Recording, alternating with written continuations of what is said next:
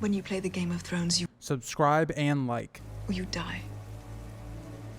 There is no middle ground. All right, hello YouTube. Welcome back to the Grease Goblins YouTube channel. Today's video, we're going to be doing a theory that I've kind of loosely talked about, being Mance Rayder writing the pink letter. It's a theory that I've talked about because of other pink letter videos where I've kind of talked about all of the people that could have possibly written it, but I've never done it in its own video. And so I think as the years go by, and maybe this is just, I like the theory more and more, I have started to subscribe to this theory. I do believe that Mance Rayder now wrote the pink letter. I would say I'm like, maybe last year I was like 50-50 on it between Mance and Ramsay. I'd say I'm more like 60-40 that Mance wrote the letter. But we're going to go through the text. We're going to break down each of the lines, provide some of the evidence for the theory, and even some of it against the theory, because I really don't think there's a one person that is a concrete shoe-in for who wrote the pink letter. And so we're going to talk about all of that in today's video. Let me know before we start the video, what do you think about Mance writing the pink letter? Do you think it makes sense? So let's start the video with reading what is stated in the pink letter. It is stated that your false king is dead, bastard. He and all his hosts were smashed in 7 days of battle. I have his magic sword, tell his red whore. Your false king's friends are dead, their heads upon the walls of Winterfell. Come see them, bastard. Your false king lied, and so did you. You told the world you burned the king beyond the wall. Instead, you sent him to Winterfell to steal my bride. I will have my bride back. If you want Mance Rayder back, come and get him. I have him in a cage for all the north to see. Proof of your lies. The cage is cold, but I have made him a warm cloak from the skins of the 6 whores who came with him to Winterfell. I want my bride back. I want the false king's queen. I want his daughter and his red witch. I want this wildling princess. I want his little prince, the wildling babe, and I want my reek. Send them to me, bastard, and I will not trouble you or your black crows. Keep them from me, and I will cut out your bastard's heart and eat it. Ramsay Bolton, true-born lord of Winterfell. Also to note about this letter is that it is addressed to Bastard and is sealed with a smear of pink sealing wax, which is used by House Bolton now. Even though it is in that kind of wax that would indicate House Bolton, it doesn't seem to have their sigil. It doesn't actually seem to have that stamp of officialness. And so there's been a lot of questions about that. Why does this letter seem so suspicious? So I want to look at the kind of this first line. So this first line indicates this idea of Stannis being called a false king. Now, nobody says that really of Stannis outside of, we hear this term at the beginning of A Dance with Dragons when Melisandre specifically is talking about Mance being this false king to the wildling. We don't really hear anyone else saying those specific words, especially not Ramsay, and this is used quite a lot. And when you think about the last time we really hear this idea of a false king with Mance's death and how that's kind of used in Mance's supposed death, right? We know he doesn't actually die, but his public death to the people, that's used quite a lot. And when you think about how this, starts, your false king is dead, bastard. It kind of references, I believe, the initial burning for Mance. And so I think that's apparent right away. The language does not match Ramsay whatsoever at certain points of this letter. And I think the terminology of false king does not match Ramsay at all. Now, the next part of it is, bastard. And I think this is a contentious one, but the language is weird here. Ramsay, within A Dance with Dragons, puts someone to death because of being called a bastard. So it's weird to think about this. Is Ramsay using that insecurity onto Jon, knowing that it will provoke him? But it also seems weird as an insult because every time he's going to be writing down bastard, he also might think of himself. So I don't know how I feel about this language one. I think that Mance specifically would know that bastard would rub him the wrong way. Because you think about Mance and Jon's first conversation, the way that Jon is able to convince Mance that he is becoming a wildling, that he's breaking free from the Night's Watch, is because of at that meeting back in Jon 1 in a Game of Thrones when he's with Benjen and he's the back of the hall. He talks about his bastardry and how that has placed him there and how that led him to where he is. That's something that Mance would have a deep connection and understand that that's a major motivator for Jon.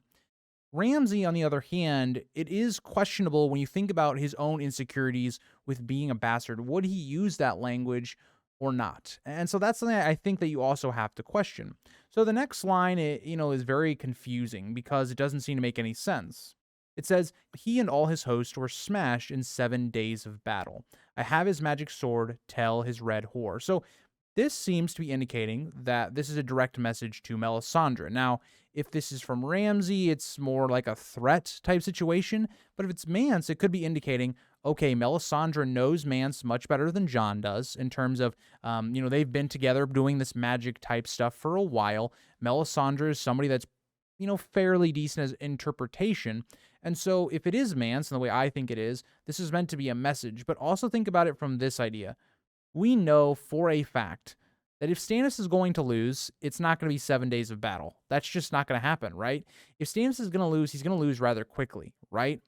And so that line just doesn't make sense. We know that is fabrication. Now, could it be a message to Melisandre saying Stannis is not doing all that good? He's out here starving. He isn't able really to siege Winterfell whatsoever, and all of that. That definitely could be the case, right? Again, false king comes up again when the next line where he says, your false king's friends are dead, their heads upon the walls of Winterfell. I kind of question this. How would Ramsay expect Jon to know some of the information that's being kind of relayed here? And that's something I think about a lot here is, you think about certain lines like he wants his reek back and some of the information about like Mance. How would Ramsay expect Jon to know those things? And so why are they relevant? There's just so much information here that it would make more sense if it came from Mance to Jon specifically, or even Mel, than it would for Ramsay. And you even think about the way that this is kind of started to write and how it's being written. It seems like a poetic, like threatening letter. It fits the way Mance is as a character, right? He is somebody pretending to be this bard. He's somebody that likes songs and poems and things like that. But also this could be a plead for help, right? If Mance is using code to tell Melisandre that yes, he is basically trapped at Winterfell and all of his spearwives are dead. And then we continue saying, come see them, bastard. Your false king lied, and so did you. You told the world you burned the king beyond the wall. Instead, you sent him to Winterfell to steal my bride from me. Again, this is a lot to implicate on Jon, and maybe it's Ramsay overstepping, but again, there's a lot of information here that wouldn't necessarily need to be relevant if it was from Ramsay. Now, another part of this that I think is interesting is the messaging here. Come to Winterfell. I think this could be more that Mance is shouting for help, right?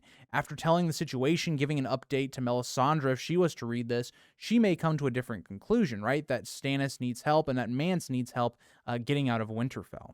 But you also think about the idea that your false king lied, and so did you.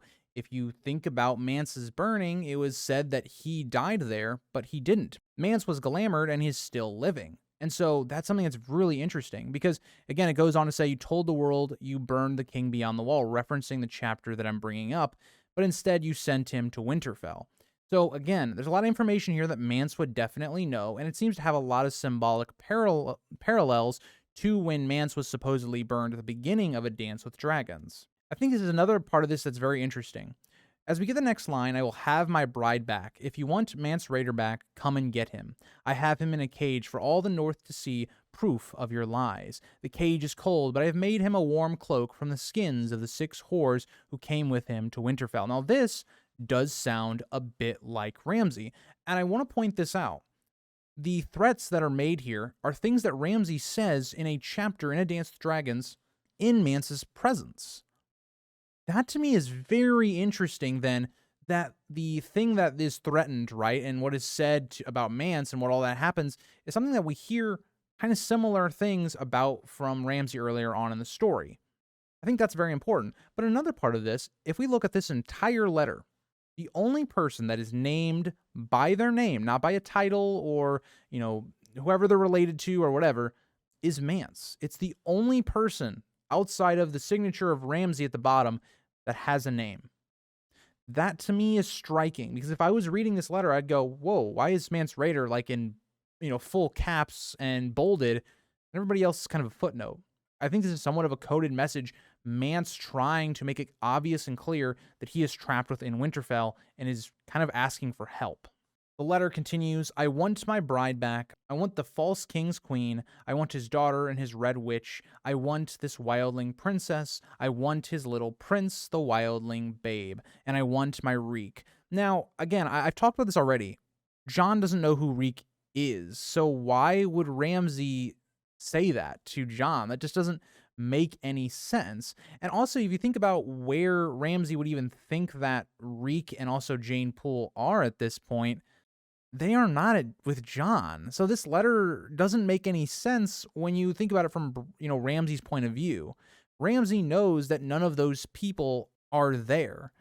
And also the fact that, again, if John was to try and deliver this queen, again, Selyse and Shireen, that would bring up a whole battle. So none of these claims seem to make any sense, but the two that I find are very interesting in Val and then Mance's son, well, those are because Mance wants to be reunited with his family and things like that. That would make sense that Mance would want to get them there. And so I look at this and I go, this is a weird request. Why would Ramsay request certain people from John that he knows John just clearly does not have at this time? And so that to me is suspicious right away. We finish out the letter saying, send them to me, bastard, and I will not trouble you or your black crows. That we got to pause for that line right away. Black crows is something that is never referenced by Ramsay, the North. This is not a common term in terms of Westeros. They do not say that language. That language is a specific wildling kind of phrase. It's said by Ygritte, Mance, Tormund. That is something that is never said by Ramsay, and it makes no sense at the bottom of this letter. And so that's my thing, is that certain parts of this make sense and why it could be Ramsay. But then you look at other parts and you go, Black Crows? That doesn't make much sense at all. It almost feels like this whole letter, as we get to the bottom of it, right, is keep them from me and I will cut out your bastard's heart and eat it. I want to reference that as well.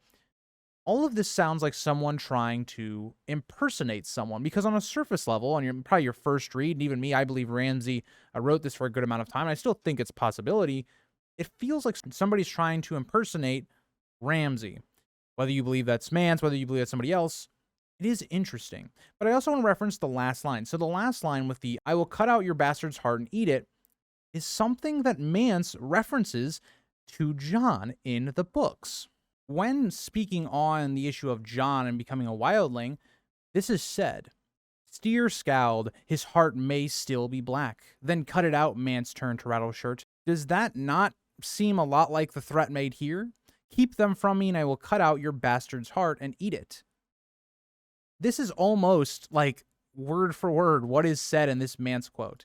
And so I look at this and I go, this letter is very puzzling because it has a lot of language that we've seen a character like Mance use, wildling type of language. Very interesting. And I think that is a big part of it. Now, there's some other stuff here that is interesting. Why would Mance be trying to get Jon's help? Well, one, he wants to get the wildlings to probably come south.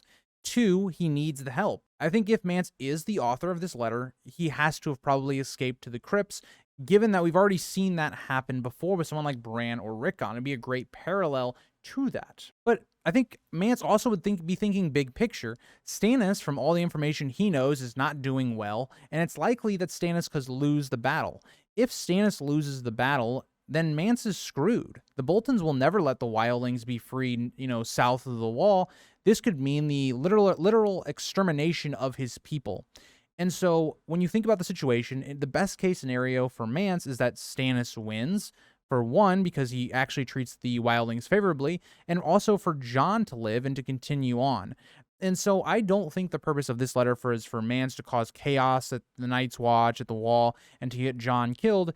It was out of desperation, right? Given the information that Mance knows. And so I think Mance has all the motivation there to execute this plan, for this letter to make sense for Mance to do. But the thing I think that holds this theory back is the actual execution. How did Mance write this letter when the last time we see him, things were going extremely poorly, right? A number of his spearwives have already been killed. Yes, Theon and Jane Poole do escape, but Mance would be in a really tough position. So how did he then get a maester to send this letter, some pink wax to, again, stamp the letter, and then write this so accurately to where it would be, perceived as Ramsay? It's kind of tough, right? I think that's the one thing that holds back the theory. I think that if you look at the letter itself and the writing of it, I think if you look at the motivations, everything is there, but the execution to me is something we just don't know enough about. Because we leave Winterfell at the point that we do in A Dance with Dragons, it's hard to really figure out if Mance had the means to be able to do what he does for this pink letter to make sense. And so that's kind of my video on Mance Rayder as a whole. Let me know what you guys think about his writing of the pink letter. I think it's a very strong case. It could be him. It would also fulfill the idea of what does Mance still have left to add to the story. He could be a major factor in the way the northern politics play out, with Jon hopefully being revived and then coming south, and how that all shapes out. It could also be a huge help to Stannis. So we'll just have to see. Again, this theory is one of the most discussed theories in A Song of Ice and Fire for good reason. And I think one of the reasons that is because, well, we didn't get to see the battle for Winterfell, or I should say the Battle of Ice at the beginning of A Dance with Dragons. And the way we leave the North plot in that book in A Dance with Dragons, very mysterious, very much open for interpretation, a lot of different characters maneuvering around. So I'd love to hear your guys' thoughts. I know other people think people like Wyman Manderly, Stannis, Ramsay himself could have been behind it. I hope you guys all enjoyed the video. Bye, guys.